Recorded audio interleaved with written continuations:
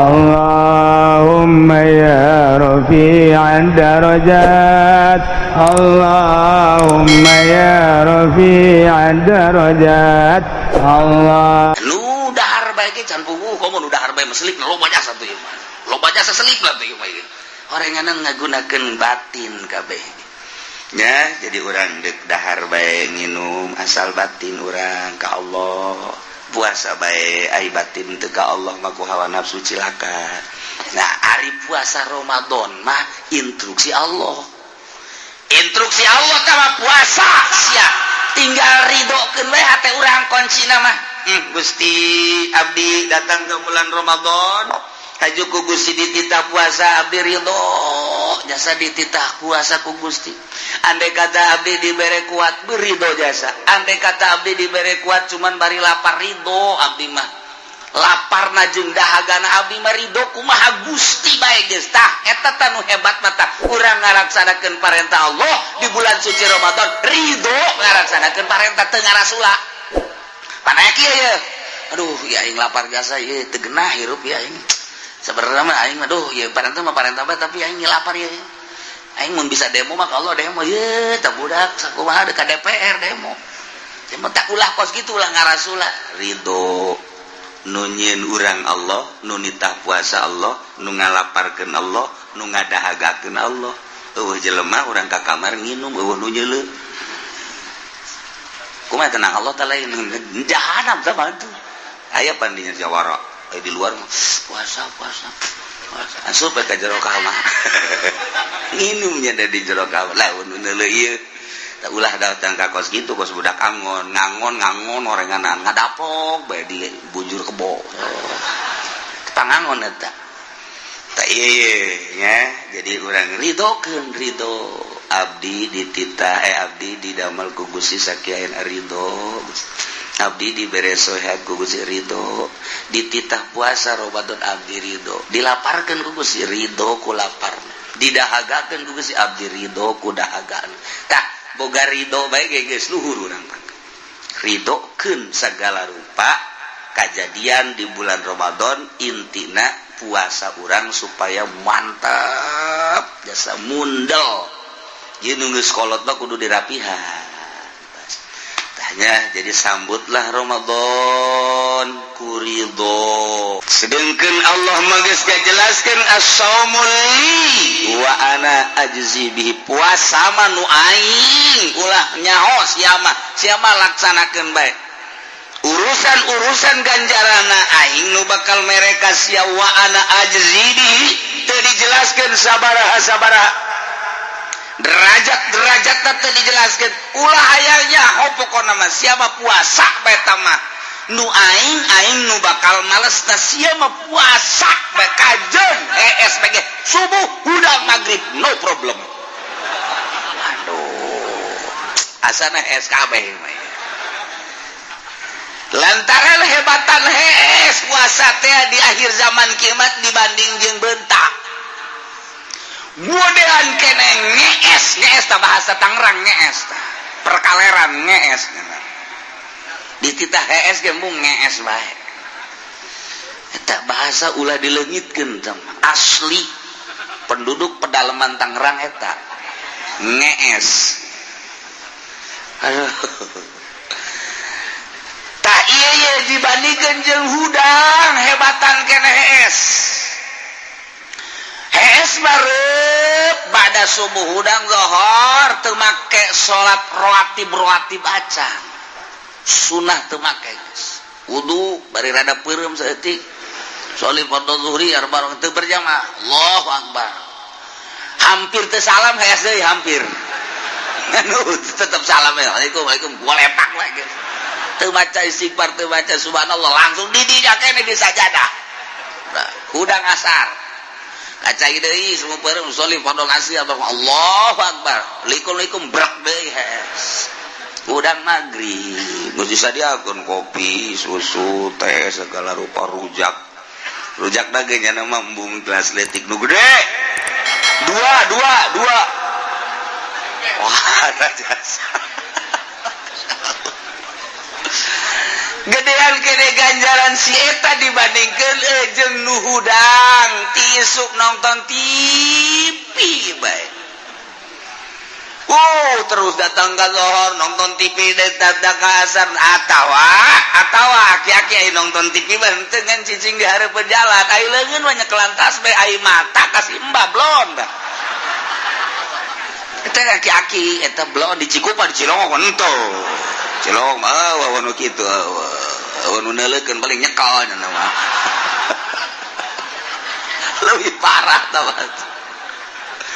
Perbandingkan sing hade urang puasa urang supaya rapi supaya mantep abeh nu enggeus malah atuh geus kuari ka hareup supaya rada bagus ieu mah kudu jeung aki-aki bae nu pasti jasa moal datang ka Ramadan hareup kitu bae lah geus cenah mah geus nyawa tamat tahun teh Ramadan ge yeuh kabur dikubur kudu boga perasaan kos gitu namun boga perasaan aing asana panjang kene umur panjang kene bloon tama aki-aki tambahan bloon bin goblok tama aki-aki kudu boga perasaan asana aing moal datang deui ka Ramadan hareup duh dek nyaan lah aing mah tuh kudu kitu sambut Ramadan Quran geura di mana tak Quran kuari di mana tanyakeun ka Incu Quran di mana Quran sah, Quran aki, nu kamari teh di luar kamari teh dijual.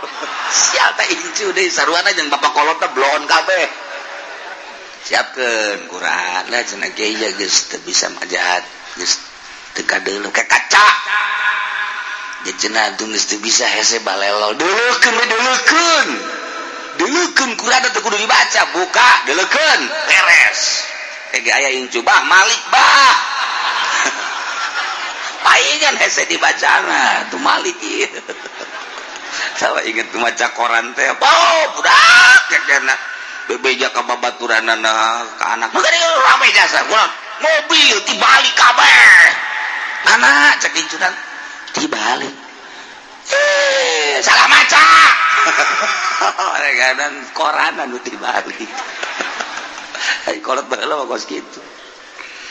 Nah, ieu sambut Ramadan atuh moal bisa nyambut ka Ramadan mun teu nyaho darjah kaunggulan Ramadan. Urang dek datang lurah teu nyaho eta lurah, atuh biasa bae orang pajar hansip. Biasa bae. Dek datang camat teu nyaho eta camat jeung kadar keagungan camat datang ka mana? Teu nyaho atuh biasa bae, malah teu ditanya ku urang. Dek datang bupati teu nyaho kemuliaan bupati kagungan bupati moal disambut atuh. Kitu kene dek datang presiden teu nyaho keutamaan presiden keunggulan presiden biasa bae. Tapi lamun nyaho, ieu bos. Di mana datang sok burak bere. Bahkan nyana nanya, ieu nu saha tanah, ukur. Mantap jasa ieu. Beli geus ku sia.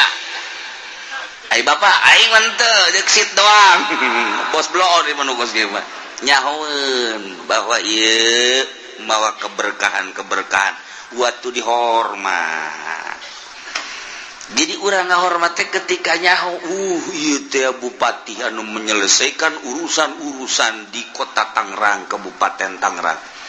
Berbagai urusan, berbagai sektor kunyana diurusan perpolitikan rapi, tataanana perekonomian rapi, jalan ge disambung-sambungkeun ngan nyambungkeunana teu rata. Ieu bupati bego ieu. Bupati teh lain urusan aing teh mah urusan PJ teh mah urusan PJK kareta tuh PJK mah. Urusan PU tah ieu PU na bloon kabeh mun teu bisa bebeja ka aing atuh ku aing diurus pokona mah ieu ulah datang ka nungtek ieu tah nungtek bejakeun ka bupati tah bloon tah lain bupati na nu bloon tah si eta na atuh hajuna mapan kabehan pancen ge harenges amat teu nyahoeun nya nama nu laporan ka aing nu ngaguling sabaraha urang nu menta cai ka aing ajunya anak teu boga duit minta ka dokter ka aing pan mentanya teu jahoeun man Ayo tampiling bisa kuai dia. Waalaikumsalam. Kuda nih ragag tuh di mana? Tuh di nu sambungan teh ge teh nama. Atupan bebeja ka dieu pentajang meuli eta sakete. Iya atupan bebeja ka dieu tuh boga duit. Aja pedal dah rusak. Yo. Nganteng endong doang di mah. Atau kayak ngabejaan ge kos gitu. Teu percaya didatangkeun ku jelema tah.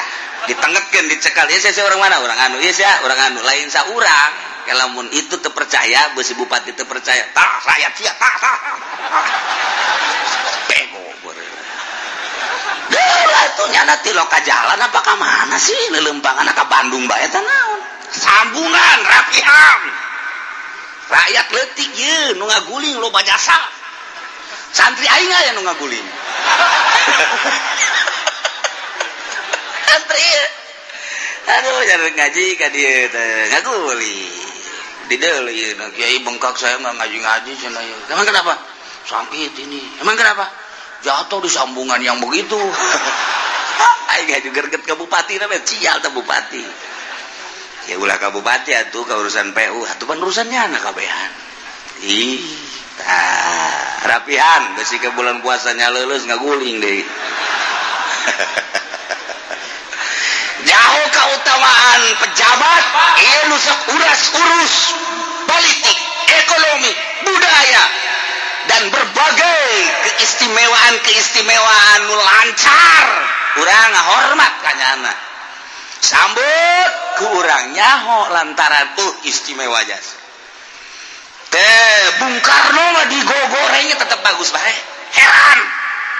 Berbagai sektor ngagogoreng Bung Karno. Niatan nu lurus tetap telas ku digogoreng Bung Karno teh. Mantap bagus bae. Geus puguh ku bangsa birokrat mah digogoreng. Geus PKI lah laras tetep bae unggul bae. Menang satang unggul kena Allah. Lawan ku sia Bung Karno moal pisah kajen ku kumaha ge. Lantaran niatanana mulus ka rasa ku urang kabehan. Geus dicitak gorengkeun Bung Karno, PKI-keun dan lain sebagainya bagus bae. Soeharto baguskeun jore bae. Heran tah tangkal Golkar tah goreng bae. Ini. Aduh, Haji Pudoli asup Golkar deh. Beres. Cak Pudoli henteu aing mah duitna doang. Akur. Doanya ngaji pendi lah teu bareres. Nah, ieu sambut. Deuk kumaha nyambut da? Kanyahokeun heula keistimewaan Ramadan. Aya naon di jero bulan Ramadan hingga haram ka neraka? Berarti lain lalawara. Nah, urang mah pokona sambut Ramadan. Oke, bakal dicaritakeun minggu hareup. Jadi bakal syukur apa-apa doang. Ya minggu hareup urang nyaritakeun kautamaan Ramadan, syarat rukun puasa, ieu mah siap-siap ke minggu hareup urang penutupan pengajian ngebahas tentang Ramadan. Waduh ngabesan.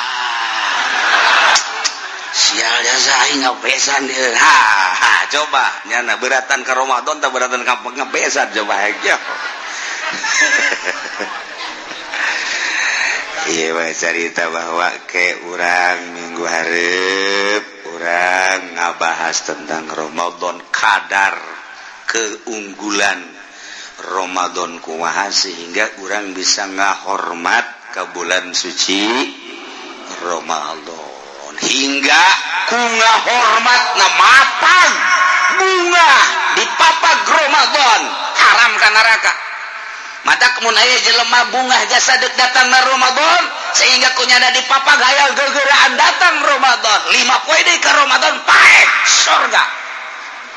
Lantaran geus bunga jasa deuk datang Ramadan can kaburu Ramadan datang nyana ku ngahormat ka hormatna mapag bulan Ramadan 5 poe deui surga. Nah maningan pae ta meme Ramadan maningan datang ka Ramadan. Cak aja pene puyeng aing kan tuh. Tuh baksana model nu kolot mending pae. Baiklah sakjana lah geus teu puasa tapi sorga kan mantep. Aduh tetep atuh paeh majanu Allah yuhyi wa yumiit eta mangan sakadar deuk datang ka mana urang mapag kedatangan bulan suci Ramadan. Tanyakeun lah ka diri urang aing si bunga tante deuk datang Ramadan jabongan awak siapa ku tolol-tolol teuing bunga teh siapa lapar sakana nyawa sorangan pan beuteung teh teu kuat asal datang ke jam 11 bae hajuna rapat beuteung ju batak kiceup teh di dinyana doang taing mah teh nu teu kuat teh tah aduh mangkani keistimewaan puasa mah makin lapar makin gede ganjaranna makin dahaga makin hebat ganjaran Ramadan. Lamun teu ngarasa lapar teu ngarasa dahaga leutik ganjaranana. Jadi kudu karasa lapar da aya teu karasa lapar teu karasa dahaga mah atuh berarti kok teu puasa kan. Ieu mah karasa ngangkat ge ngangkat. Angkat leungit. Kunaja aing puasa teu kuat ya saya. Pulpen kudu alana. Sama lain puasa gering sama tah makin karasa lapar jeung dahaga makin perhatian gede sedengkeun niatan puasa teh aya nu ngambelan malaikat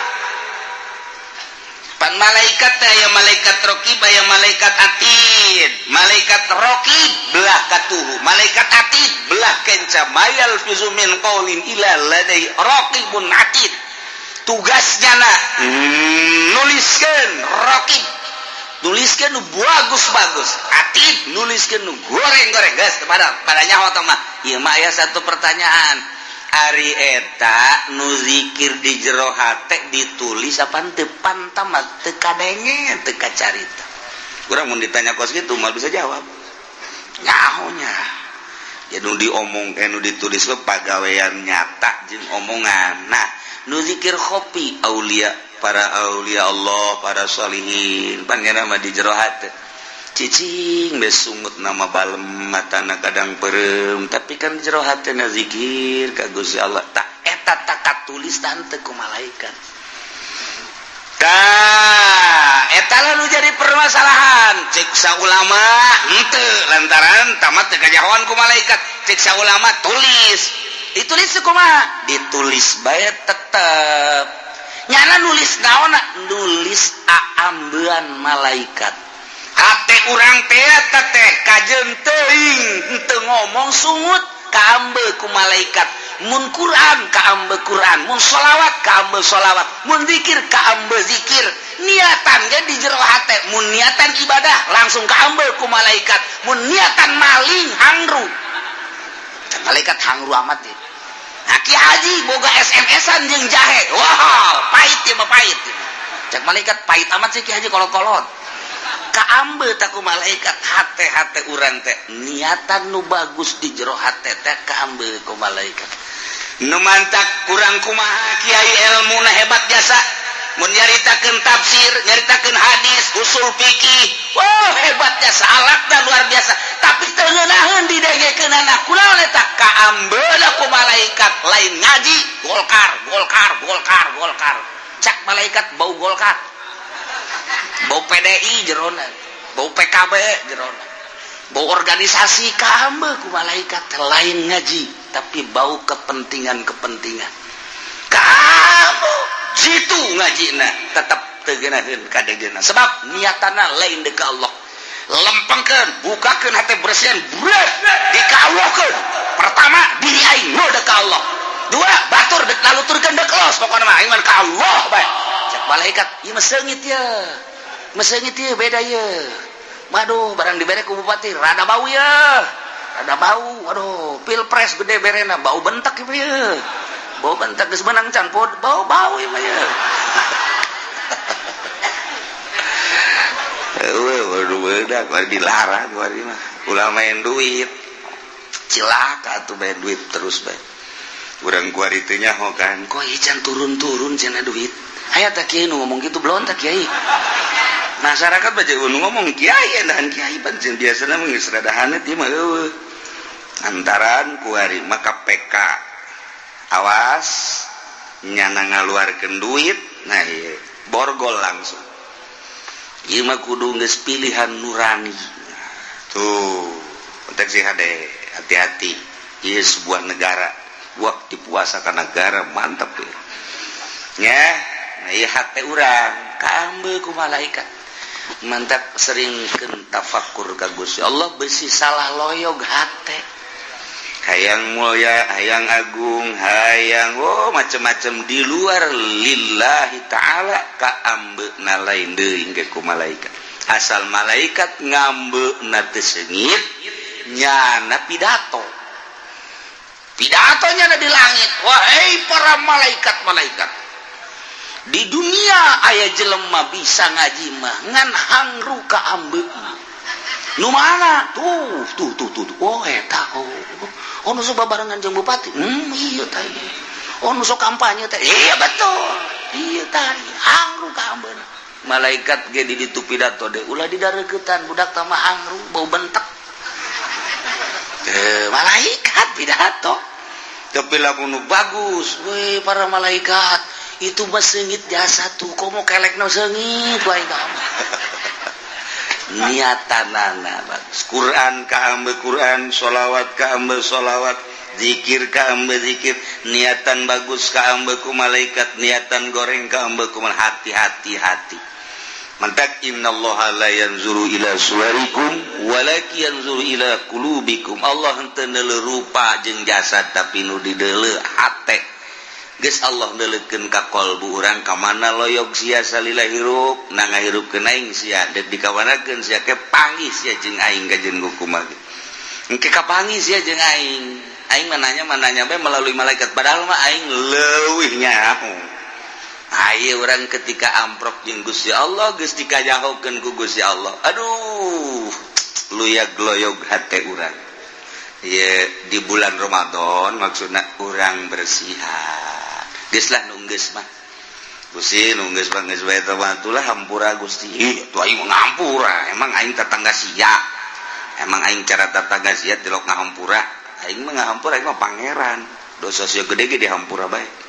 Geus atuh abdi dek ngelempeng diri dek nyambut bulan Ramadan tah dipersiapkeun ti kuari kene hate buka ke lempeng ke rapihan kabita amat mundongeng-dongeng para sahabat para tabiin para sholihin di bulan Ramadan teh meunang Lailatul Qadar.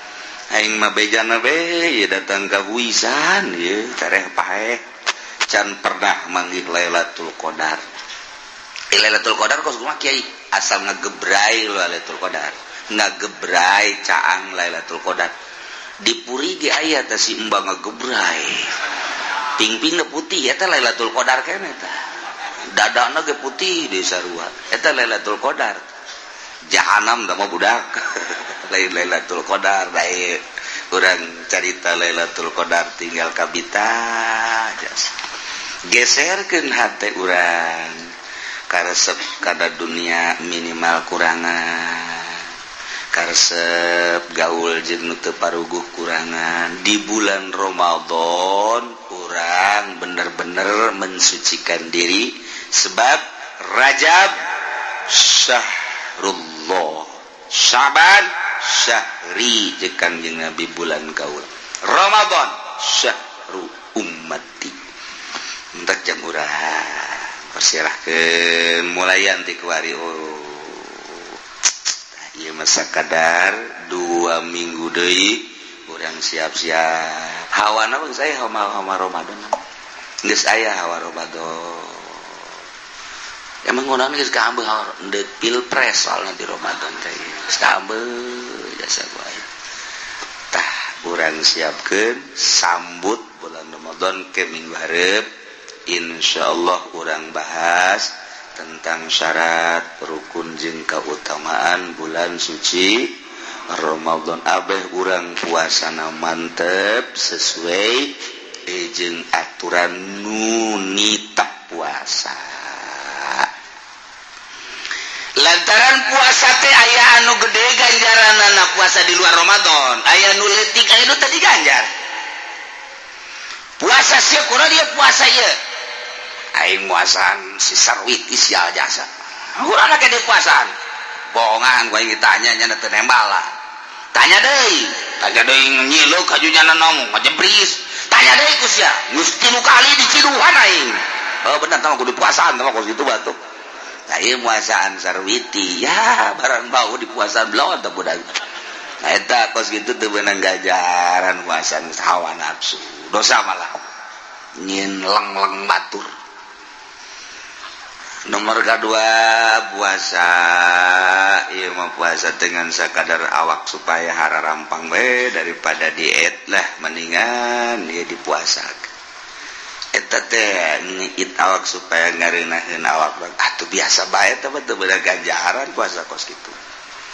Lamun aya panitah puasa teh tah di Allah melalui Kangjeng Rasul kakarak ganjaran aya parentah parentah ulah mun aya parentah laksanakeun jadi awak urang teh diparentah ku Allah melalui Kangjeng Rasul kakarak istimewa ta puasa.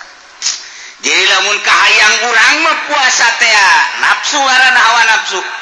Aing mah puasa bae ieu mah tidak kusan tidak kusasa. Kusaha ieu ditanen teu kusasa hayang sorangan we. Berarti kahayang sorangan. Ji cak Allah. Aing pan pangeran pan puasa meureun ka aing. Aju sia eta sosoranganan. Atuh pan aing udah ganjarna ge. Aing mitah henteu naon teu ka sia. Aju sia puasa bae. Ya neraka sia. Teu beurang sambarangan puasa ge kudu aya parentah. Kudu aya parentah ta puasa mentak aya hiji waliullah beuki dahar jasa ieu dahar bae wali nya teu ganyahoan pajar lain wali jelema isuk-isuk wuduk 2 piring beurang saeutik dahar 2 piring tes dohor ke dahar deui meme asar dahar deui tas asar dahar bae ku dahar kan biasana wali mah zikir bae ieu mah bae ku dahar malah dek ngaji ke nimbel belum dek ngaji ke nimbel sabaraha kebel ngaji sih tetep nimbel baik persiapan caknya naik aya nu ieu puasa bae nu saurang mah puasa bae puasa salat nah lantaran ieu kiai nu dahar bae kiai nu puasa bae kiai ayolah jelema nu geus diwalikeun ramena baheula laporan nanya mama kula ai kiai anu mah dahar bae tapi muridna loba ngaji biasa kiai anu mah puasa bae sarua muridna loba gula mah nanyakeun teh istimewa anu mana tah nu dahar bae teu puasa-puasa nya mah jeung ngalarang ka murid ulah puasa murid geuneun lalitu mulut eta mah ulah puasa ai ieu mah puasa malah muridna bae nya naon teu loba omong muridna mah ngomong itu mah ibadah sih cenah dahar bae aya nya naon teu kiaina biasa bae nya mah nanya tah luhuran mana tah ieu na martabat oh luhuran nu dahar bae balik nya ka ieu mah can pati percaya panyanya asana jadi unggal kitab kehebatan nu puasa tapi itu hebatan nu dahar bae saya sabulan nanya deui ka kiai nu hebat nu dianggap istimewa tak kiai eta batur mana nanya masalahnya mas jangan nanya tadi kiai aya hiji kiai anu kiai anu nu dahar bae jeung kiai anu nu puasa bae deuk nantu nanya teh kula mendeuk nanya luhuran mana pangkatna antara nu dahar bae jeung itu kabeh ge hararebat ngajina baragus muridna buat ngan eta doang tah itu mah dahar bae teu puasa maksudna kayak kajero heula doa ka Allah barang kaluar deui teh luhuran anu dahar bae yang aing mah bingung sakena teh luhuran anu dahar kita karak doa ikat tilu wae urang sabulan deui tanya deui ka kiai hebat di lain tempat Nah jadi sarua jeung tadi tah begitu aja luhuran nu dahar bae tah luhuran nu puasa kecek jadi jawabanana mama tadoruh heula ka Gusti apoe dua poe ka tilu poe aya jawaban luhuran nu dahar bae ciban bisa kitu ja pancena dahar mah mawat hayang nginum mun gede dahar loba nginum mun loba nginum beureum bae pada tuh bisa luhur tepuyang nih nggak kan ini luhur ya luhur kan dibandingkeun jeung nu dahar bae luhuran nu dahar bae nya nama dek nanyakeun ge di mana selipna ulah aju ngabandingkeun ka sia berarti aing ge dahar bae luhur lain kitu eta sia pangkat ieu mah atuh mah bangsa menang ngaran orek koros kabeh ieu mah tuh ieu mah batur ieu ibadah kan ieu mah tilok puasa ieu mah puasa tah luhuran nun teu puasa selipna di mana ieu pengetahuan urang ulah aju ngabandingkeun aing ge berarti luhur ja aing ge dahar bae sia mah sok aju kasorangan pugu ngan nilaina ku sorangan geus tiba nilai mah kabeh ge koros kabeh Yoh, jadi kiai sok-sok, kiai orek koros, aing bapana orek koros. Pada kerombongan orek koros kabehan orang. Selipna di mana? Tuh, nanya lah nyana ka hiji jelema anu luhur, ahli suluk. Seungeusna kiai anu ngajawab luhuran ieu.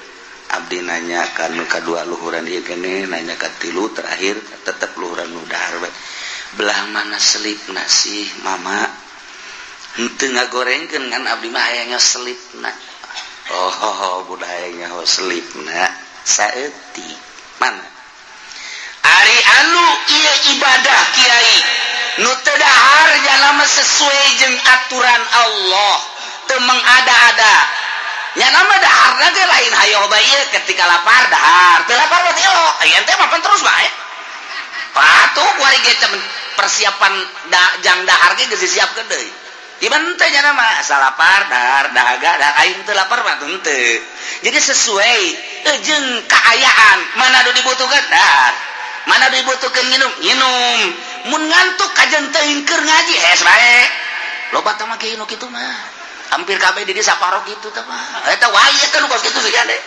besi aya di dieu digigireun urang mah SP nah ieu wali walingi belum walingi mah tah ieu tah ieu dahar teh lain sadahar-dahar aja mah hiji di mana butuh dahar dua niatan jang kuat ibadah salat maca Quran zikir nah ieu sesuai jeung parentahnya nama ari ieu nu puasa bae lain teh hebat ngan aya pemaksaan diri nyana teh pemaksaan diri jadi sorangan tanpa diparentah ku Allah ngan tabarruk ka Allah melalui sorangan luhur nama ngan dibandingkeun jeung perintah Allah nu langsung luhuran keneh nu melalui perintah sebab ieu mah teu mengada-ada nu dahar mah ieu lapar dahar emang dititah kulu wasrobu gitu hari ieu mah sanajan lapar ditahan ku aing ditahan aya pemaksaan diri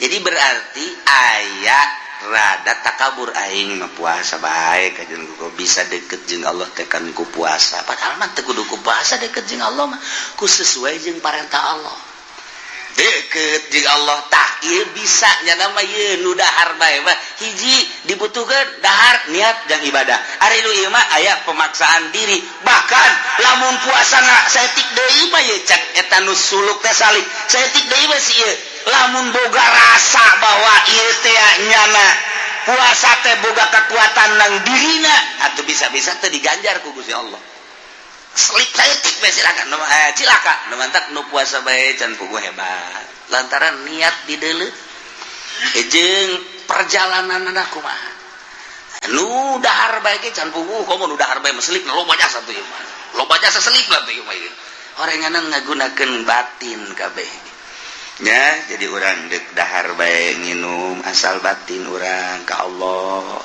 puasa bae ai batin teu ka Allah mah ku hawa nafsu cilaka nah ari puasa Ramadan mah instruksi Allah teh puasa sia tinggal ridokeun we hate urang kuncina mah Gusti abdi datang ke bulan Ramadan haju ku Gusti dititah puasa abdi ridho jasa dititah puasa ku Gusti andai kata abdi dibere kuat beridho jasa andai kata abdi dibere kuat cuman bari lapar ridho abdi mah lapar na jeung dahagana abdi mah ridho kumaha Gusti bae geus tah eta tanu hebat mata urang ngaraksanakeun parentah Allah di bulan suci Ramadan ridho ngaraksanakeun parentah teu ngarasula panaya kieu ye aduh ya aing lapar jasa ye teu genah hirup ya aing sebenarnya mah aing aduh ya parentah mah parentah bae tapi aing lapar ye aing mun bisa demo mah kalau demo ye tah budak sakumaha ka DPR demo tak ulah kos kitu ulah ngarasula ridho nu nyieun urang Allah nu nitah puasa Allah nu ngalaparkeun Allah nu ngadahagakeun Allah eueuh jelema urang ka kamar nginum eueuh nu nyeuleuh kumaha tenang Allah teh lain jahanam teh bantu aya pan di jawara di luar puasa asup ka jero kamar nginum nya di jero kamar laun neuleuh ieu tak ulah datang ka kos gitu kos budak ngangon orenganan ngadapok bae di bujur kebo pangangon eta tak ieu nya jadi urang ridhokeun ridho abdi dititah abdi didamel ku Gusti sakieu ridho abdi dibere sehat ku Gusti ridho dititah puasa Ramadan abdi ridho dilaparkeun ku Gusti ridho ku lapar didahagakeun ku Gusti abdi ridho ku dahagaan tah boga ridho bae geus luhur urang ridhokeun sagala rupa kajadian di bulan Ramadan intina puasa urang supaya mantap jasa mundel ieu nu geus kolot mah kudu dirapihan tanya jadi sambutlah Ramadan ku ridho diciptakeun ku Gusti Allah jadi syuhada.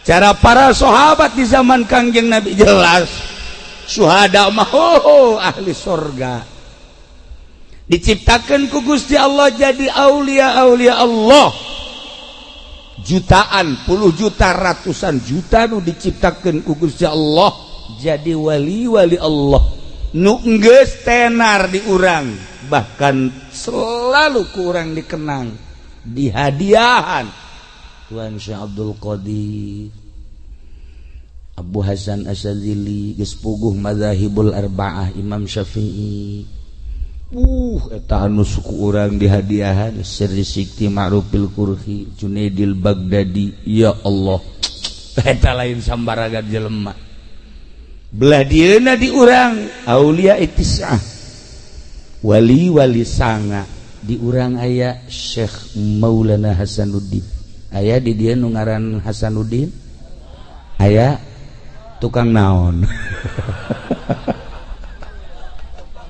ngaranna mah bagus Hasanuddin Masya Allah tapi horengan wali yang monggen lah sakitu bae pokona mah tah aya deui di urang putrana Syekh Maulana Yusuf Masya Allah aya di dia Yusuf ayalah kok orang nyaritakeun Kangjeng Nabi Yusuf nya kasepnya Nabi sorga aya Yusuf dia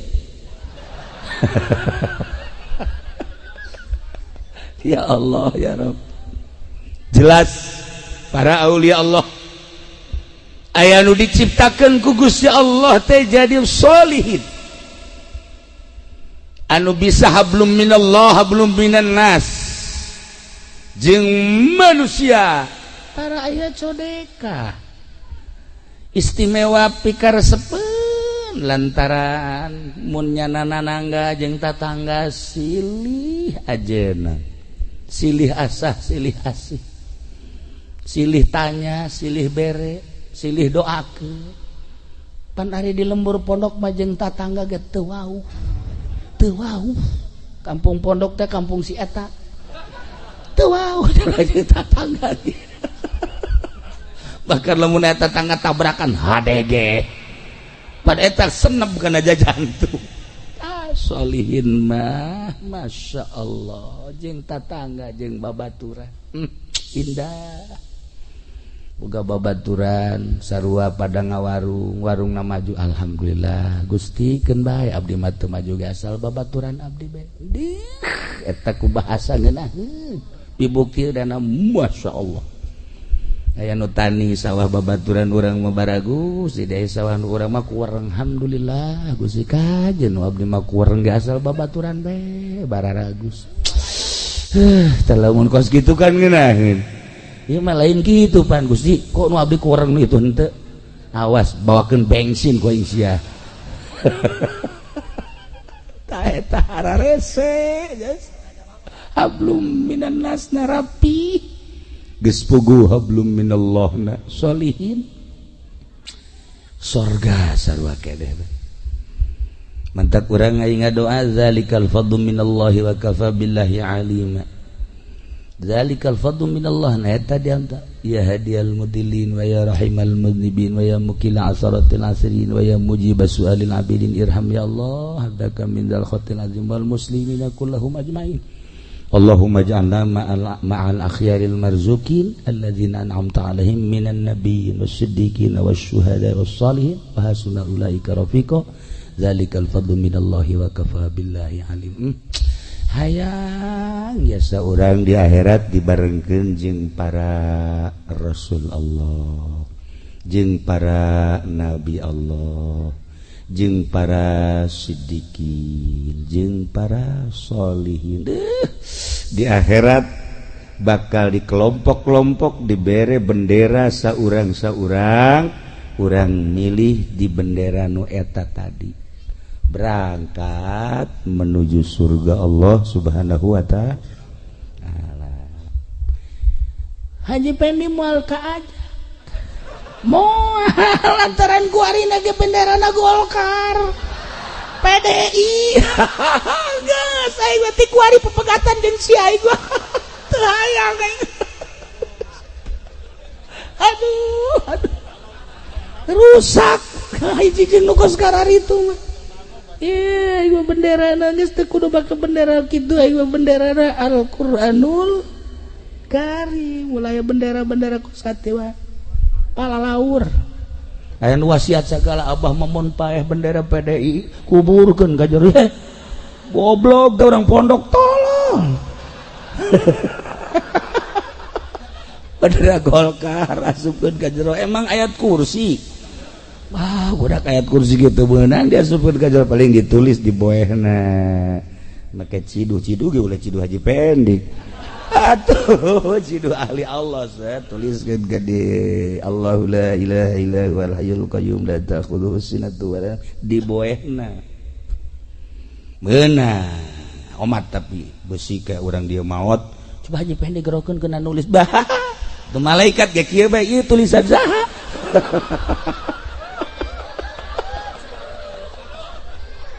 ya Karim ya Allah teh ieu mah keur carita urang lamun teh mah ditanya Aisyah awak asup ka kelompok nu mana ya Rasul mah geus moal eueuh nabi kitu keneh jang geus ditungtungan ku Kangjeng Nabi urang para syuhada ceritana baheula mah istimewa terus para aulia-aulia Allah ai maneh kelompok mana ya awak engke di akhirat bakal na asupna ka kelompok mana nu tadi makan geus jelas tamah boga nilai tersendiri di akhirat jelas geus moal bireut deui ketika urang di kelompok nu eta ayana di kelompok kredit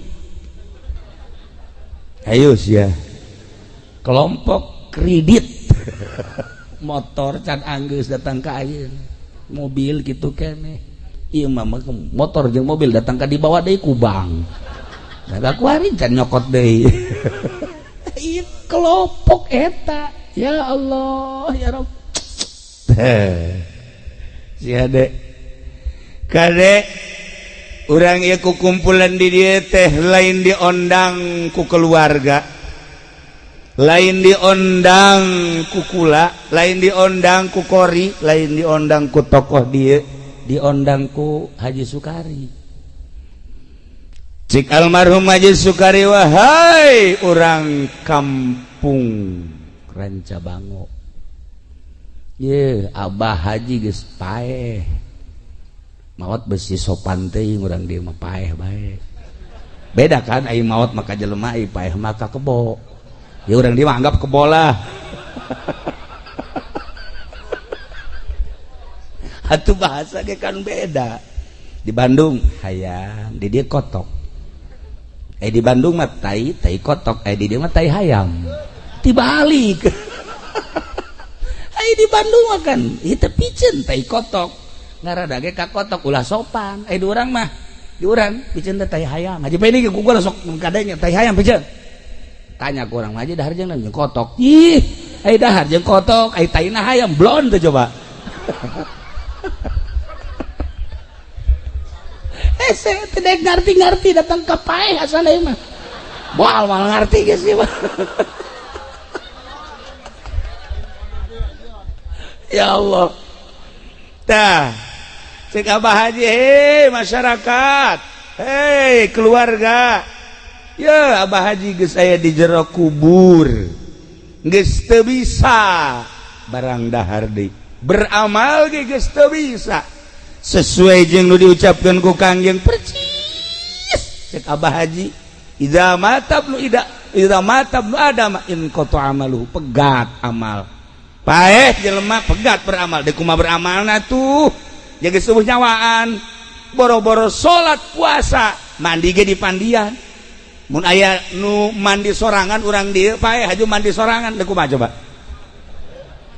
coba begitu deui pandian ulah waka kayak kula mandi sorangan atuh urang dia bisa ngajengkang kabehan. Tapi aya jelema nu mandi sorangan saha tuh Gunung Santri soleh, Gunung Santri nuku urang sok dizarahan nyana mah maot di luhur gunung terus nyiapkeun boeh sorangan ngagali kuburan sorangan mandi sorangan. Masya Allah wali teh mah jelas nama wali mah geus macem-macem geus wali mah zahirna hungkul nu maot teh batinna menti dari sia ku ari geus paeh ja kaleuna.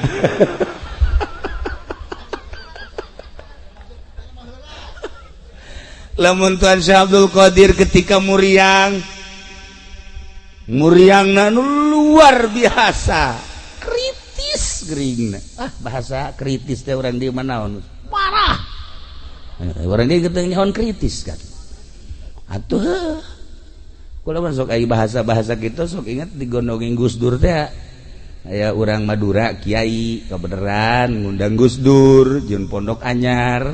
Alhamdulillah Gus sekarang pondok saya udah rapi, waduh di atasnya juga udah pasang internet ceknya teh, maksudnya internet meren, udah pasang internet ceknya teh, bagus, guys, sekali deh diundang deh, eta teh nya masang internet bener, masang internet, ngomongnya salah deh, alhamdulillah sekarang internet udah dipasang ceknya, cek Gus Dur tibalik balulus ya macamnya, tadi internet jadi internet. Kuari internet jadi internet. Atuh iya tuan ngomong dah kos itu. Mana ceknya handphone. Dia nama headphone. Itu nyahoon bahasa Inggris kan. Kudu nama hand. Itu nya headphone nya nama. Waduh tama headlier kadinya. Saya jadi loba bodoh mah. Tapi kula resep ngahiji jeung nu bodoh teh resep asa pinter aing.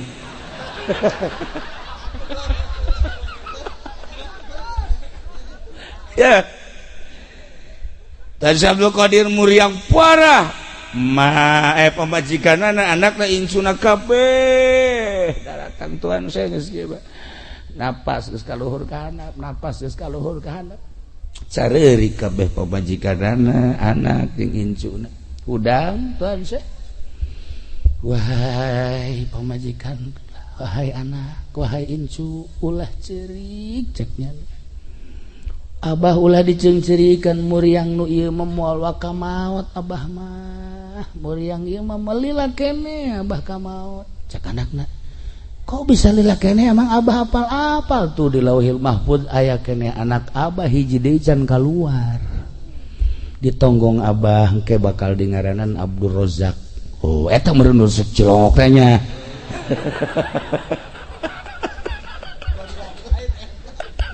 lain teu merojak mana tuh apalin walimah bahwa manehana nencan waka maot apalin masya Allah karim namun kemari kula di Jogja dongeng aya seseorang nu ngaran Muhtadi jelemana biasa bae tani jelemana kadang-kadang atuh ngaran-ngaran marhaba biasa terjadi nomor hiji make anak tilok make jas cara sia tilok biasa paling sampli teu hebat lah secara pandangan kasat mata teu hebat begitu tatanggana aya nu maot daratang jelema ngalayat kabeh kadinya termasuk nyana begitu nyana ningali seuri nyana mun ceuk bahasa Sunda mah can maot nyana mah atuh cak keluarga can maot kumaha aja geus teu nyawaan sekali deui encan can maot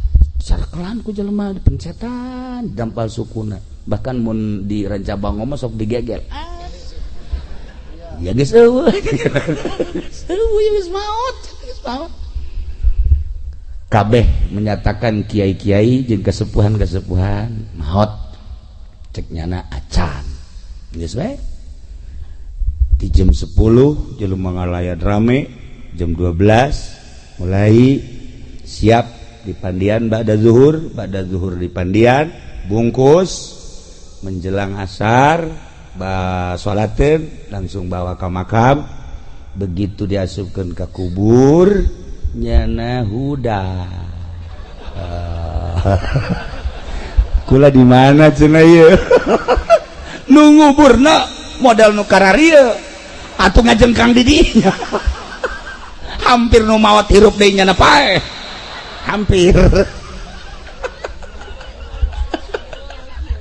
udah masya Allah biasa udah atuh kaget kan kabeh loba-loba atuh nguburkeun ngaranna ge ayeuna ada ka imah ge rada rarasaan nu saja nih si budak hirup bener apa henteu sih ya datang bae datang ge ku aing kudu dibawa pakaian boeh cak nya langsung datang ka imah ganti baju ditanya ieu kumaha lalakonna cik manehanana kula ngahiji di hiji perkumpulan haju tidinya langsung perasaan ieu naon gara-gara deuk hujan begitu deuk hujan kula ngiuhan barek ngiuhan terjadilah ngiuhan ceknya eta sempit tempatna orang bae dina mata kasar mah maot nah geus teh kacaritakeun tah kos kitu mah ieu mah ko nyahueun tamu tadi teh nyahueun bahwa ieu can maot istimewa berarti jelema istimewa kan berarti nyahueun can maot nah aya jelema anu nyahueun ka bangsa ruhani urang lamun nyaritakeun Habib Lutfi ayeuna kamari Jumat kamari kan kliwonan syahriahan jamaah di Tasik nu sok ka Cilongok aya nu berangkat kan ka ditu minta izin ka kula abdi cenah bade ngiring ngaos ka Habib Lutfi mangga ka Pekalongan 2 mobil lah nyana begitu 2 mobil sampai di lewat Cipali aya nu nelpon salah satu keluarga mendadak maot akhirnya eureun 2 mobil nu hiji musyawarah berangkat ke Pekalongan mobil nu hiji deui balik ka Tasik geus sakitu berangkat bae datang ka Pekalongan langsung subuh isuk-isuk kapanggih lah jeung Habib Lutfi cek Habib Lutfi emang siapa yang meninggal sih kok nyahueun encan aya nu ngomong saurang-urang acan siapa yang meninggal di Tasik tadi kan 2 mobil atuh langsung bebeja trek eta bisa nyahueun apan di dieu mah awewe salakina kawin deui ora weruh lah iya ge mengkonon lakine wis rabi maning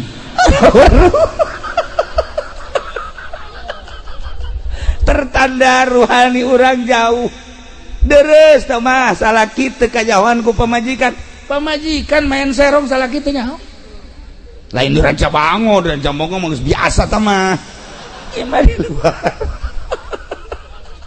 nah iya bisa teh nyaho kitu ruhani ya Allah ya Rabb lamun kula zaman ngaji ka Abuya Cidahu malam Salasa peuting ngosok maca Yasin ieu keur carita ieu mah keur carita kahebatan Abuya lain kula sok maca Yasin ke tabarok ke waqiah lah sabisa-bisa bae Quran teu talar nu katalar bae nya aya juz amma mah beureun baheula mah talar kuari mah lam yakunil poho tuh kan coba 5 juta ya lam yakunil aya sia mogok bayar sia kaing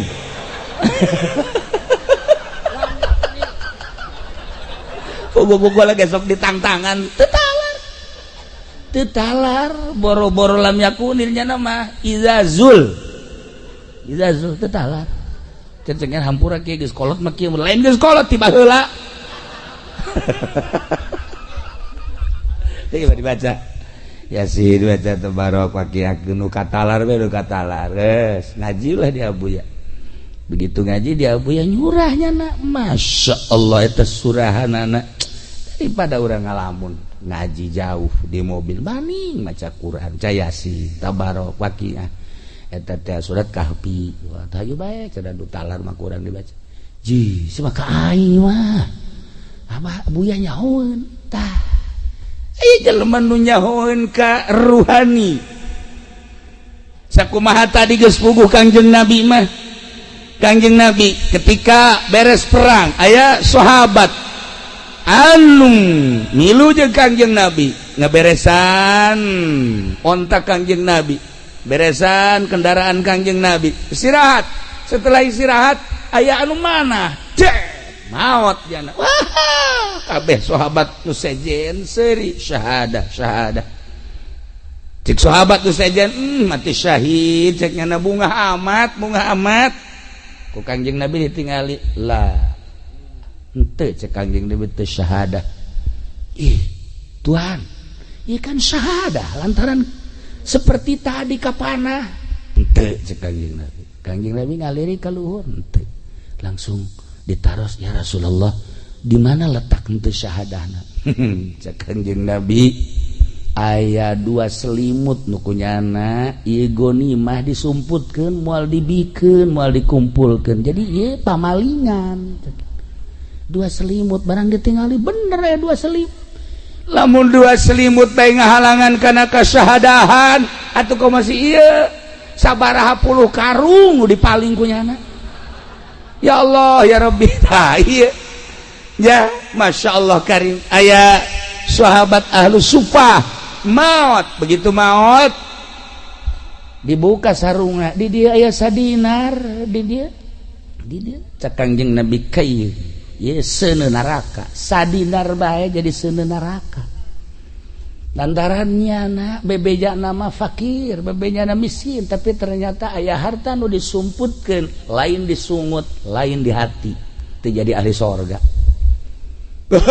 itu komo model asa nunjukna lah segitu bae pokona mah surga jadi ahli sorga hese ya Allah tah ya aya jelema anu geus puguh Kangjeng Rasul mah Kangjeng Nabi mah geus hese jaritakeun apal saya ti zamanun berarti kan ditempokeun ku Gusti Allah hijab teh dibuka saya ti zamanun ala ummati bakal datang hiji masa terhadap umat kaula di antarana yuhibbunal hayat wa yubunal maut resep jasa kahirup embung jasa kapaeh kayak di akhir zaman mah resep jasa hirup embung paeh sehingga ku resep-resepna hirup embung paeh embung berjuang nungaran nyekel senjata tidak perang ngalawan musuh Allah ngaluhurkeun agama Allah embung sebab besi paeh ketika nyaritakeun tentang agama embung nyaritakeun nu bener besi ditewak besi paeh engke di akhir zaman mah kiai ustad santri geus puguh pamarentah arembung paeh ge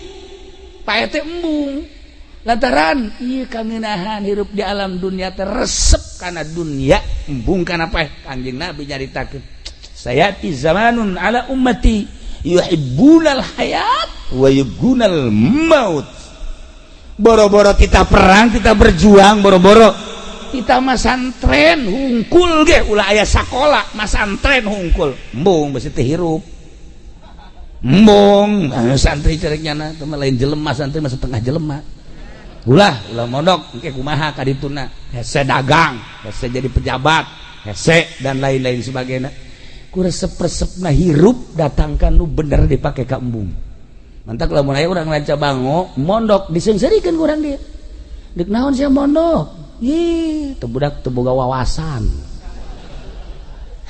padahal mah santri mah wawasanana leuwih ti pejabat leuwih ti mahasiswa leuwih ti sagala atuh pasti mahasiswa mah palingnya nyaritakeun wawasan dunia kumaha politik kumaha ekonomi santri mah kumaha ngajembat di jembatan shiratal mustaqim geus lain urusan dunia deui santri mah tuh kumaha caritana engke di jero kubur masyaallah karim kumaha caritana dan kumaha caritana engke setelah maut eta lain wawasan teh jadi lamun Kanjeng Rasul mah geus jelas para syuhada geus jelas Sayyidina Umar Sayyidina Abu Bakar lamun urang nyaritakeun kaistimewaana tentang ruhani apa haleun atuh lamun Sayyidina Utsman kadatangan tamu assalamualaikum waalaikumsalam Sayyidina Utsman senyum aya keneh nu zinah cenah cek manehana saat ieu nu zinah zinah naon ya Tuhan zinah mata eta tamu teh tadi di jalan tas neuleuan awewe aya awewe di deuleu kan zinah mata ngaranna kaambeun ku Sayyidina Utsman lah kaambeun lamun ieu ngazaman jeung Sayyidina Utsman geus kieu bae normal teu kuat sakeuna ieu si jelema apa lain sih sakeuna jeung monyet teh bauan ieu sakeuna ieu bau jelema maksiat kan bau teh nya lamun para aulia Allah urang nyaritakeun Tuhan Abdul Qadir geus jauheun sakumaha tadi muhtadi seorang manusia biasa-biasa apaleun ternyata horeganan diurus ruhani sedengkeun awak urang nu diciptakeun ku Gusti Allah jadi jelema sote aya ruhan ketika ruhna kaluar awak urang geus lain ruh deui lain awak lain jelema deui mayit disebutna bangke disebutna roh urangna berhadapan jeung Sang Maha Pencipta awak urangna dibawa ke kuburan teu saha dibawa ke kuburan cenah ieu mah presiden bawa ke kuburan cenah ieu mah menteri bawa ke kuburan kubur anakna ge anakna nitah di kubur bae cenah ieu mah jenderal kubur cenah ieu mah kapten kubur cenah ieu mah kiai kubur bae cenah ieu mah haji pengen dibalangkeun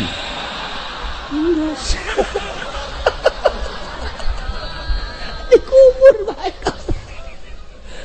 nu teh dikubur kabeh nu kuari siap dan jenderal nu kuari siap dan kolonel nu kuari siap dan lantaran letnan haehnyana anak buahna nu nincakannya ayeuna di abuya di kiai di mama maut muridna nu nincakan kuburanana haeh ngan teu cangcaya atuh paeh ge ari anu sok ibadah mah lantaran paeh teh didamba-damba paeh teh sebab deuk istirahat di jero kubur ngeunaheun paeh teh teu salat teu puasa teu zakat geus teu ngaji deui hirup di jero kubur menikmati hasil ibadah ngeunaheun tuh nyaho nya alhamdulillah daek isukan paeh mah ngaji cenah alhamdulillah geus diheula batunya penipu ya coba orenganan aya paranti nah awak urang lamun sehat ngeunah dahar asli rarasaanana asli lamun sehat ketika urang dibere jeruk amis asli berarti sehat ketika urang dibere semur amis ngeunah sehat lantaran dibere urang anggur amis sehat normal lah ngeunah ketika dibere gering ulah gering parah sari awan bere jeruk mulai guys. Aduh. Beres sambel dia ngabunuh aing tuh iya be nyeri huntu ya geus nyeri huntu geus sabulan teh cager-cager masa sih nyeri huntu sabulan ya tilu kayak di mana ge paling 2-3 selesai iya mah sabulan encan cager-cager iya teh berarti SMS ti malaikat Israil nu sebenarnya mah geus SMS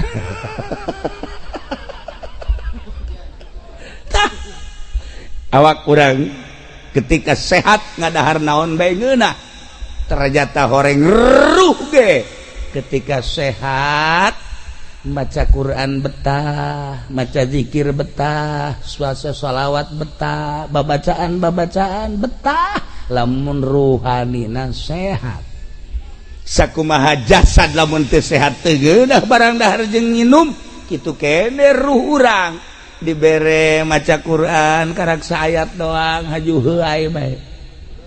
A'udzubillahi minasyaitonir rajim. Bismillahirrahmanirrahim. Yasin.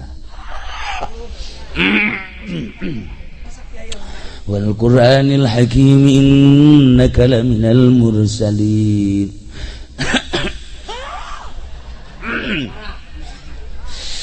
Ala siratin mustaqim. Tanzilal aziz sadaqallahul azim barang dari TV mah aja sajam 2 jam kuat berarti ruhna gering ya ruhna teu daekeun barang dahar masyaallah sholawat 4444 oh memeh berangkat 444 atuh masih kene seuri 44 masih kene Allahumma shalli sholatan kamilatan wa sallim salaman taman ala sayyidina Muhammad alladzi tunjina bihi min jami'il ahwali wal afat wa taqdi lana bihi jami'al wa tutahhirna min wa tarfa'una jami'il khairat akarang sabalik doang geus galentuk atuh ieu mah lamun dibere 100 paeh jeung makosna ruhani lah berarti gering ruhani na gering masyaallah karim lamun waliullah teu eureun-eureun maca sholawat zikir teu eureun-eureun zikir jeung maca sholawat teh lantaran lazat ngeunaheun nikmat masyaallah urang nyaritakeun nikmat urang mah kana kadaharan para aulia Allah para sholihin nikmat mun maca Quran ngeunaheun lain cara tadi maca Qur'anna aong-aongan lain tengah peuting jam 3 nu tadi ge masalah jang syiar narik-narik supaya orang bisa sekali-sekali sok geura bae urang dieu jang ngeunaheun teh soraan ri urang mana sih geus kawin teh encan haju nanyakeun kitu bae kan atuh sanajan geus kawin aya kakarak hiji mah masalah nah ikut carita jam 3 buka Quran baca sorangan tuh eureun sampai jam 4 terus ke masjid seger awak seger roh seger Masya Allah cuman cerita doang kan orang makos gitu paksakeun coba kepeting coba yang ngajajal 3 hudang langsung maca Quran emang aya hurupan eueuh sih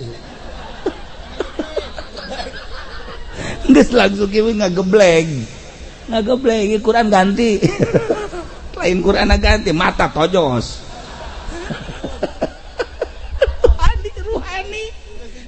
ruhani gering Masya Allah nementak lamun di torikoh mah ya perkumpulan para murid khusus temenangka iluan kuno sejen aya nu nanya kiai kok bisa teu ilu bae kami ulah kok bisa ulah sih kitu amat ulah lantaran nanya deui moal kuat nu matak diulah teh moal kuat ya zikir lagi kan sampai 10.000 tadi zikir 100 bae kadeuleun geus goyang illallah nu digigir kula bae illallah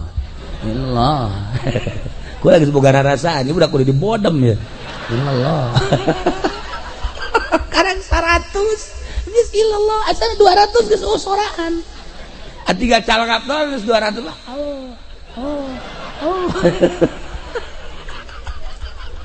300 diimpus nu batak ulah ge sok aya jelema hayang milu ulah di perkumpulan khusus teu meunang milu lain diulah nanaon boal kuat sebabna ruhanina gering keneh. Nah ibu lamun teh mah ieu awak gering ka dokter ruhani gering teu pernah ka dokter wayana nu teu kuat maca Quran embung maca Quran teu kuat zikir embung zikir teu kuat maca salat embung maca salat berarti ruhna gering bawa ka husada insani suka bawa. Waalaikumsalam. Dari mana nih? Ranca Bango. Siapa nama? Saya Sarwiti. Sakit apa Sarwiti? Ini saya kalau baca Quran kagak mau aja dok. Hah? Iya baca Quran kagak mau ngantuk aja terus dikit juga sama. Ini saya mau berobat. Ini mah harus ke Grogol sakit nanti. Lain jurusan sakit. Ya Allah ya Rabb. Nah ialah ruhani Masya Allah mentak kisah Kikil Balkhi nyarita di Nasoihul Ibad talabna khomsan fawajadnaha fi khomsin kaulan neangan 5 perkara ternyata kapanggih di 5 perkara talabna tarkadzunub kaula neangan supaya ninggalkeun dosa supaya teu hayang ngalaksanakeun dosa teh kumaha carana ternyata fawajadna kaula duha kula manggihan di salat duha ternyata lamun urang sering salat duha sekali 2 kali 3 kali poe sapoe 2 poe terus bae setelah 40 poe bakal ngarasakeun nikmatna ibadah embung nu ngaran teu salat sanggeus salat embung teu berjamaah eta balukar tina salat duha bakal dibere ngeunaheun geura ge eta geus kapanggih ku wali Allah nu ngaran Syakikil Balkhi ngeunaheun sacara ternyata tina hasil duha ngawarung mun ngawarung teh mah jadi lancar ngawarungna anu balanja Masya Allah eta ngeungkeuy ngahutang kabeh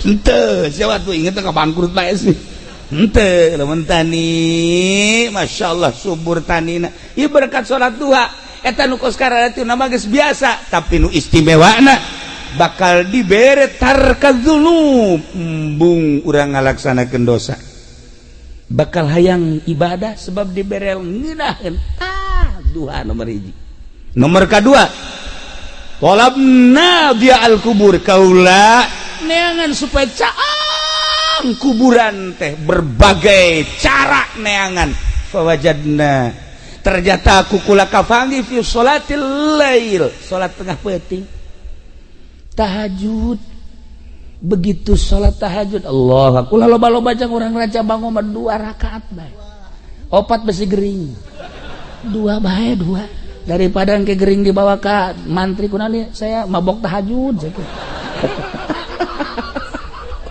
bae sholli sunnat tahajud rakaataini lillahi ta'ala Allah syaratna sareh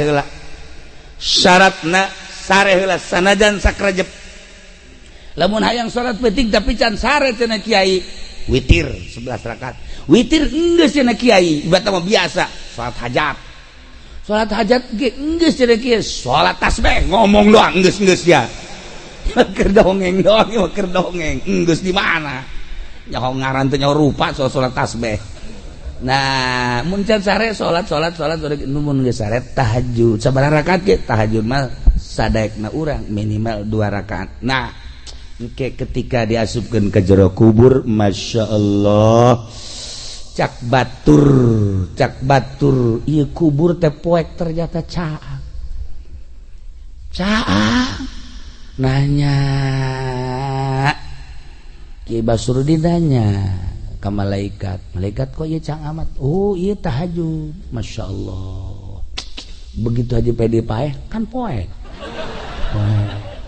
nyana nanya ke malaikat cena caang iraha maneh tahajud kula sok tahajud cenah ieu penting teh ya wal penting tahajud tahajud dah karena Allah apa karena karung kajahoan kan aya kerna-kernaan lillahi ta'ala masya Allah lamun urang tahajudna 2 rakaat taruhlah 10 watt lamun 4 rakaat tadi 5 watt kuari 10 watt lamun kuari gedep rakaat wah 20 watt masya Allah lamun urang bisa 10 rakaat 100 watt waduh caang di jero kubur teh kapanggih ku kisah kikil bakli fawajadna fi sholatil lail caang kubur teh kapanggih dina salat tahajud mantak wayahna ieu ti kuari tahajud 2 rakaat bae kukula barang geus dicerita-ceritakeun kieu ya alhamdulillah ngaji pendi tahajud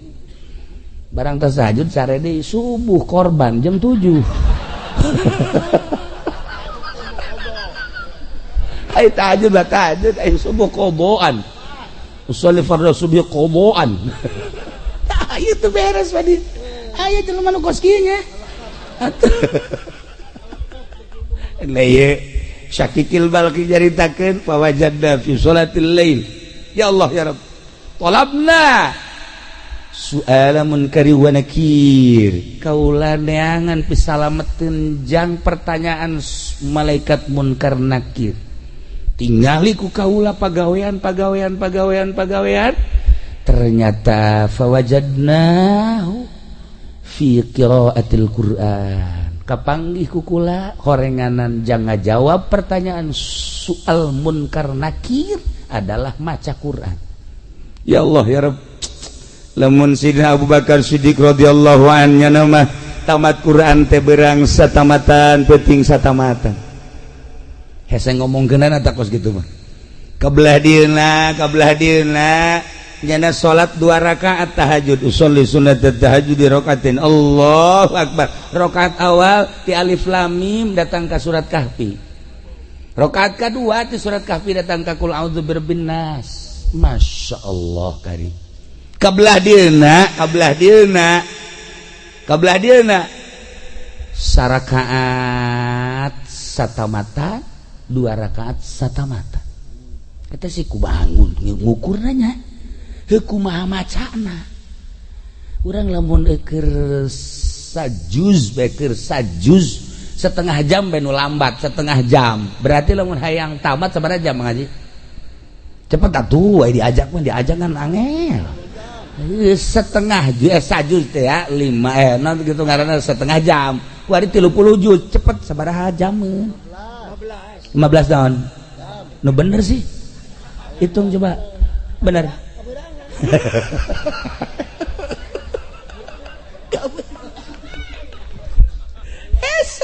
kok ieu bisa rakaat saquran 2 rakaat saquran deui alamna nu beda horeganan alam teh karasa ku urang mah alam kieu alam syariat di alam luar syariat mah eueuh ieu eueuh beurang eueuh peuting eueuh jam ngancelok ka alam eta seperti kos kitu aya keneh ku ari ge nu seperti kitu teh aya keneh oh kiamat lamun nu kos kitu anu kos kubacana kiai eta anu lamun hayang ka Mekah Mekahna dideketkeun teu ngalengkah salengkah mantak jangan mah gilir ge teh kudu naik mobil atuh jangan mah nu gilir nu ngora dideketkeun ngalengkah ka dinya nah nyaho-nyaho mandi bae geus dinu kolot blon tah jelema nu kos kitu nya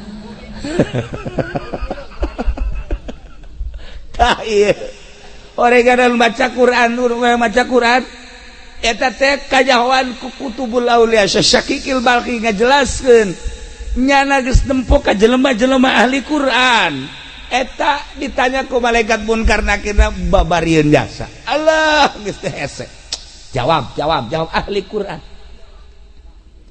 jelema talar Quran setelah talar Quran ustad geus talar Quran kebelah dieuna jadi calo Quran teu dibaca jadi calo tanah Quran teu dibaca 10 tahun nyana nyaloan akhirna Quran poho boleh bejakeun begitu poho ada bebeja ka kula kiai, aduh cenah kula ieu talar Quran aja kula nyalo 10 tahun akhirna sugih henteu Quran poho cek cenah ieu ku kula rada dicarekan talar deui awas ya lamun sampekeun ka paeh haju ieu Quran can katalar siksa kula hafizul Quran cilaka sia lamun datang ka paeh henteu kembali deui kudu dicaritakeun hadisna waktu langsung we nyana balik ka mana alar deui Quran dimulayan deui terus encan kaburu katalar maot jelema teh maot bae salat kubur di tukangan imah wasiatna menang meureuneunan satahun tirkah eta tanah teh dek dibagikeun majikan anak nah laporan ka kula ieu daek nu meulina asal kuburanna pindahkeun kumaha kieu pindahkeun geus kuburan maka ditu ka wakaf digali masyaallah eta awakna dampal eueuh dagingan engke bitis datang ka tuur aya tuur eueuh dagingan ka dieu encelok-encelokan belah dieu eueuh dagingan belah beuteung aya saeutik belah tukang ka dieu eueuh dagingan tah eta hafizul Quran nu poho disiksa ulah nyaritakeun jelema nu beleger loba jasa ketika digali kuburanna beleger padahal jelema bodoh ikhlas waktu ibadahna geus lain saeutik ka makos kitu mah loba aya jelema kiai beledegan kiaina wah hebat jasa begitu maot bau mayitna ge lamun urang Abu Yadahlan ketika maot guru abah guru urang sarerea nuanieun kan mandiat nungguan abah begitu abah datang karak di pandian nu bantak teu wani kunaon seungitna luar biasa Masya Allah seungit aya kiai tilu kiai nu ngundang kula encan di pandian bau encan di pandian geus bau kula nanya ieu pagaweana salianting nyai naon sih orenganan ngeridit-ngeriditkeun atau pan ieu mah nya ngridit atuh geus ka apa ieu mah geus pokona teu bisa kuku bae teh mah jero teu tanggung jawab geus pokona seperti eta ya Allah ya Rabb lamun guru kula di Garut geus hese caritakeunana seungit teh jadi kubur memehna ge kula nyana hayang di pandian memeh maot hayang di wuduan kula di isangan di pandian di wuduan terus dibaringkeun bebeja ka kula lamun aya nu salam ulah dijawabnya bener aya nu assalamualaikum kadenge kula di luhur kasur nyana nu ngajawabkeun salam bisa nyaho kitu untuk lila maot lah ngeunaheun ningali seungit sababaraha kiai seungit tapi asa sababaraha kiai bau tah nu ngahalal-halalkeun bangsa duit bank riba terserah ndek mangga bae ndek heheg bae cuman seperti eta tah urang garan bakal maot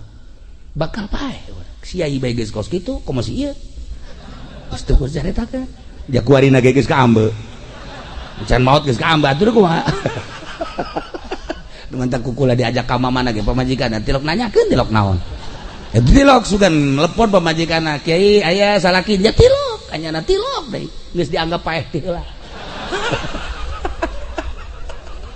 orang kada lain paeh jelemana paeh etana lah pokoknya mah geus dicak pamajikan geus mangpaatna ja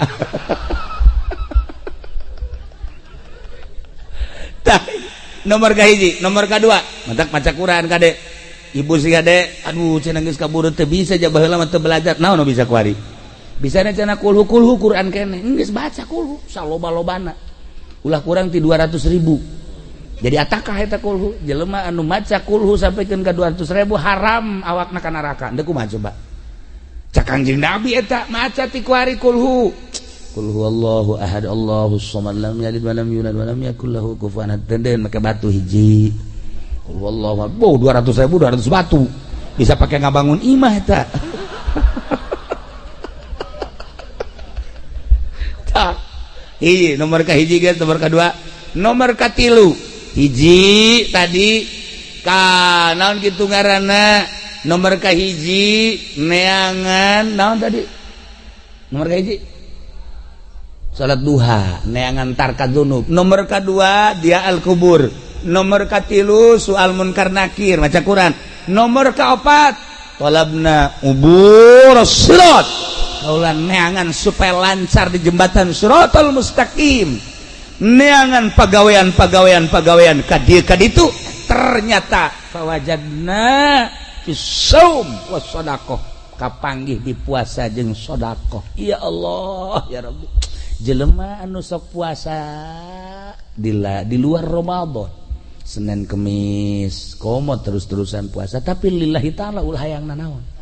Aya nu sok puasa tuh aing 40 poe puasa, mana golok? Pantas puasa saya juga golok. Tah itu lain puasa nu kos kitu, puasa karena Allah. Ayo santri 7 puting puasa bae. Beh, bukan lagi cabai rawit. Beh, pohara jasa. Siek puasa naon sih hebat amat. Puasa masan sarwiti aing goblok ceuk. Sarwiti ditanya nyiduhan ka aing. Ayo poterkeun ku aing sia tasbih. Ya Allah, atuh lain puasa kos kitu lain. Ya, sarwiti mah teu kudu puasaan ku ari mah.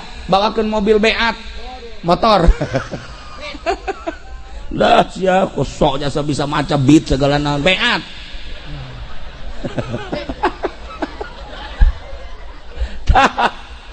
Masya Allah. Tapi kadang-kadang aya sih awewe teh dibawakeun mobil ge embung bae, tapi begitu diputarkeun Izqala Yusuf be, Masya Allah. Mana Kang Pendi?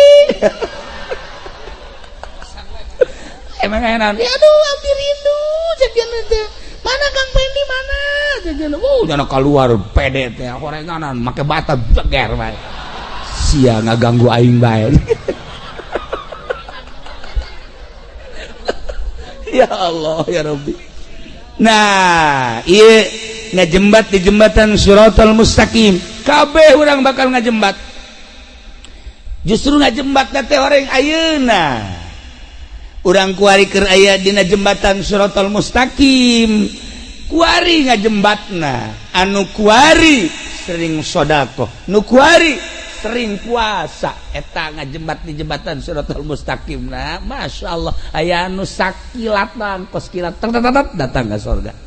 Aya anu kos manuk plek langsung datang. Aya anu kos kuda sak datang ke surga. Aya nu lumpat plak.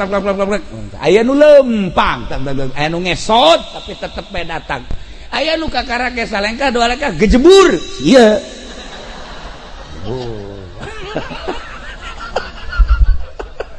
Jalan ke gejebur bae. Bagus teh ti awal. Aduh, kahadean teh kumaha tuh? Sedekah. Masya Allah, can nyorang kula ngadenge di pondok anu ngaluarkeun zakat. Di saye hiji penny jajan orang. Malah mah zakat batur dicokotan. Aya jelema ngahadiahkeun kipas di masjid. Masya Allah, maot tiis. Di jero kuburna kan ditanya.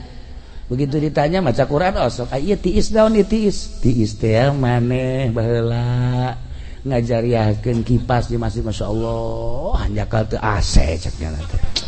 Aduh, lauk kieu mah.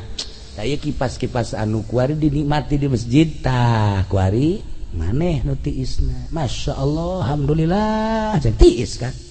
Sedekah ieu. Dak jelema ya Allah ya Rabb, Mang Haji kula ieu can dahar ti kamari. Ya tah bere tah. Aduh, dulur kula ge ieu teh sararusa tah dibere. Tuh batur anu keur sempit hatena kemudian dibere jembar hatena ngenyebrang di jembatan Siratal Mustaqim na babari. Datang Haji Pendi. Haji, kula ti kamari cang dahar. Saha? Ye, tu lain dahar sia. Teu kuat aja. Lain dibere di. Aya deui ka dieu aing dinasehatan ku aing. Ye, aing jelema hirup mah. Ya sing hadis ya. Datang ke situ dahar berarti kan kudu usaha. Jelema kan keur lapar dibere nasehat. Lapar mah bere sangu lain nasehat. Nya geus kieu bae tukang nyekelan batu mana ya ku aing. Aya sia ku aing sia diwewelkeun sia ku aing. Masya Allah. Ai jelema butuh dahar, bere dahar nasehatna. Jelema butuh ilmu, bere ilmu nasehatna. Jelema hayang kawin, bewe awewe nasehatna. Nah, ieu aya jahe, kemudian hayang kawin, bere lalaki. ngaranna nasehat. Siap. Oh, siap. Atuh saha nu hayangeun awe ke modelnya na. Pamajikan geus ngusir. Tah ieu nasehat teh lain ceramah.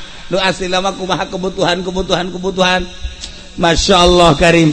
Nah ieu uburis sirat kapanggih ku kisakikil barqi ternyata 2 hiji puasa nomor kedua sedekah sebab eta adalah sarana pamereti Allah jang nyalametkeun urang ketika urang jadi jelema sugi kiai mah meureun zikir penting teh kiai mah maca Quran santri mah meureunanan sholawatan aing mah sakieu ayana lah aing mah endeup ngagunakeun sarana nu aya ti Gusti Allah dititipan harta. Nah petakeun ku urang parkir miskin mana yatim piatu, masjid mana nu can anggeus, tetangga mana nu butuh, ya Allah pondok pesantren mana tuh pan ieu mah aya masjid ge anu datang maji ieu keramik dan can bejakeun ka masyarakat sok geura saha anu siap karo kemang Haji Panderi tuh panjeun mah atuh masyarakat geus beres kabeh aya kene kakurang maji aya kurang mangsa 10 meter kan coba nu sejen heula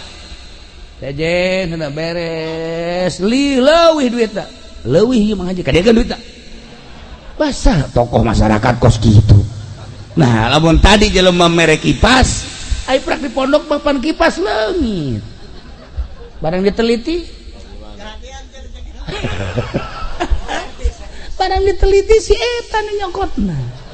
Ya Allah laporan ka kula kiai kumaha cenah naon batur makan jariah kipas ieu mah ku Haji Pendi can dicokot atuh teu aneh boro-boro kipas kotak masjid ge pan laleung geus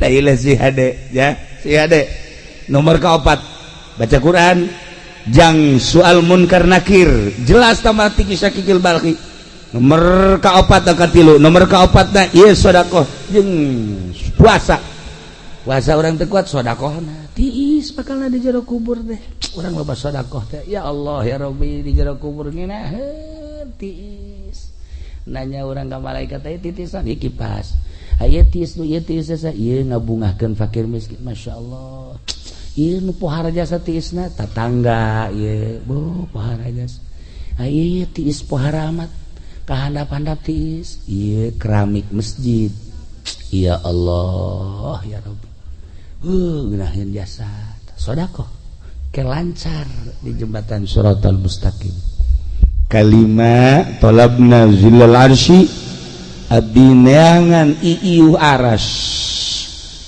ke di akhirat urang kepan dikumpulkeun di mahsyar kiamat ba'ats udang ti kubur berangkat kabeh ka mahsyar panon pengan sadepa sakieu deuk kumaha sakieu langit kaopat panas pahar engke mangan sakieu satangtung panas aya nu kesang teh liput aya nu kesang datang ka mata nu kesang datang ka irung nu kesang datang ka sungut nu kesang datang tergantung kumaha amal-amalna masing-masing panas tah engke aya anu seuseurean we batur mah kapanasan nya mah kieu malah meneangan rokok di Samsu aya rokok we sakieu sia nayakeun rokok di akhirat pabrik geus areueuh emang aya naon tenang batur kapanasan ku iman teu cak sapanas dan teu cekeun tenang ya Allah ya Rabbi ku geunaheun horeng kapanggih ka iuhan zilul arsy teh ku kisah kikil balhi kapanggih ku anjeunna talabna zillal arsy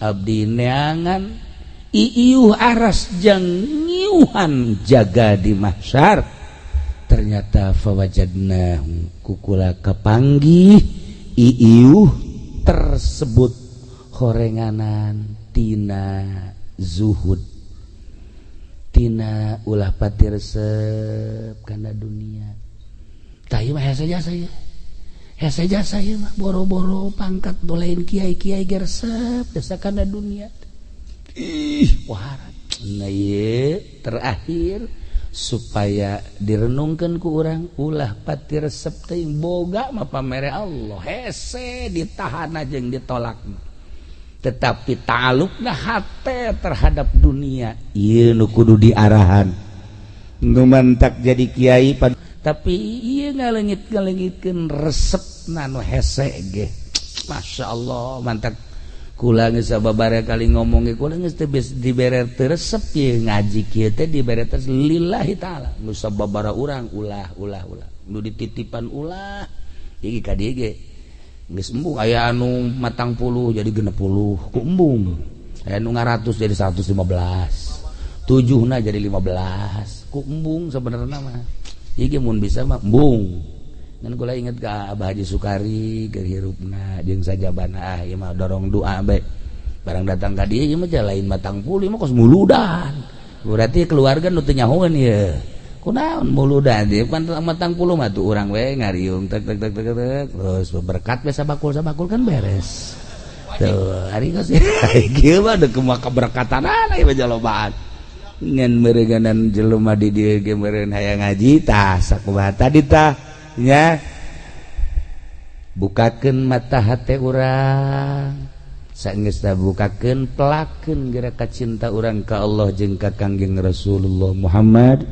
sallallahu alaihi wasallam belah dina pelakeun ahli-ahli Allah di jero hate sebab eta lah anu ngajadikeun cukang lantaran kasalamatan urang petunjuk anu tadi lain sambarangan awak urang supaya sehat gering saetik bawa ka mantri ka dokter ruhani urang ge sehatkeun ketika ruhani urang gering maka kudu didatangkeun ka ahli ruhani supaya urang resep salat lamun para aulia Allah salat teu eureun-eureun para sholihin salat teu eureun-eureun maca Quran ngunyem bae di mana bae komo nu talar Quran belah dieuna nu zikir maca sholawat ruhanina meureunanan sehat. Ketika awak urang ruhani urang teu sehat tanyakeun ka diri urang beu meureun loba jasa panyakitan roh urang teh ketika taluar ti awak urang khuruj ani ruh maut ngaranna roh urang anu tadina bersih kuari dangkal lantaran loba karesep jeung nuturkeun hawa nafsu berhadapan jeung Gusti Allah na bakal teu ditarima ku Gusti Allah. Iyalah anu bahan jadi renungan geus ulah ngarenungkeun saha anu bakal jadi presiden ulah ngarenungkeun saha anu bakal jadi menteri ulah ngarenungkeun saha anu bakal jadi gubernur ulah ngarenungkeun saha anu bakal jadi bupati ulah ngarenungkeun kumaha urusan batur renungkeun diri urang ketika urang maot bisa tah henteu ngajawab pertanyaan munkar nakir ketika urang maot sempit apa lega sih kuburan urang ketika urang maot nu datang malaikat amal kasep apa goreng sih engke berhadapan jeung urang ketika urang maot di jero kubur nu aya nu dibikeun ka urang naimul qabri apa azabul qabri seperti eta lah renungan analah geus bae ka batur mah batur bae anu neuk jadi inohong ja urang geus sababaraha kali ganti presiden urang mah kieu-kieu bae ketika batur jadi presiden sugan urang ranca bango haju di Sararumbang ya henteu ketika batur jadi presiden sugan atuh ieu sawah ngabagusan ngagorengan kumaha urang keneh bae maning kembali di nyana urang mah urang salametkeun diri urang ulah terkontaminasi ku urusan-urusan koskara itu yuk urang babarengan menuju ilahi lempengkeun hate urang tauhid urang ka Gusti Allah belajar resep ibadah ka Gusti Allah sebab loba jasa carita adu di mautan ku Gusti Allah ngadadak komo lamun urang nyaritakeun palu lain ngadadak deh berjamaah ribuan teh mah ribuan jelema per detik ieu masih keneh disangsikeun jelema di jero na paeh apa encan sebab jeritan-jeritan kuari makin kadenge jeritan-jeritan nu kuari katimbun tade makin kadenge jeritan-jeritan dahsyat luar biasa maka dipertanyakeun ieu maot apa encan sih di jero jelema teh dipertanyakeun kuari teh terus dahsyat jeritan-jerit nu geus kaluar orok nu geus kaluar ibu-ibu seorang ustad geus kaluar kuari nyaritakeun di jero teh can pararae sedengkeun kuari teh geus dijadikeun monumen moal digali keputusan pemerintah setempat deh kumaha coba jelema di jero uyak-uyakan kan siksa Allah. Nah ieu mah keur carita urang mau nyaritakeun kunaon jeung kunaon geus nyaraho kabeh geus ulah nyaritakeun eta mendingan renungkeun diri urang mun aing isuk paeh amal aing nu mana nu bakal ditarima ku Gusti Allah sakitu bae. Gitulah para jamaah kaum muslimin wal muslimat rahimakumullah. Yuk urang doakeun Abah Haji Sukari mudah-mudahan dihampura sakabeh dosana, ditarima amal ibadahna, dilegakeun jeung dicaangkeun di kuburanana, dibere kanikmatan kubur ku Gusti Allah. Dulur urang, bapak urang, emak urang, kumna ahli-ahli di dieu khususna umumna nu haladir di dieu, bapak urang, dulur urang nu geus marot, mudah-mudahan dihampura sakabeh dosana, dicaangkeun di kuburanana, dilegakeun di kuburanana, dibere kanikmatan kubur ku Gusti Allah Subhanahu wa taala. Urang nu can maot, mudah-mudahan husnul khotimah. Mawa kalimatun thayyibah la ilaha illallah Muhammadur Rasulullah sakitu bae. Pihatur tisib kuring hapunten tina samudaya kalepatan sareng kakiranganana. Wallahul muwaffiq ila aqwamit thoriq. Wassalamualaikum warahmatullahi wabarakatuh.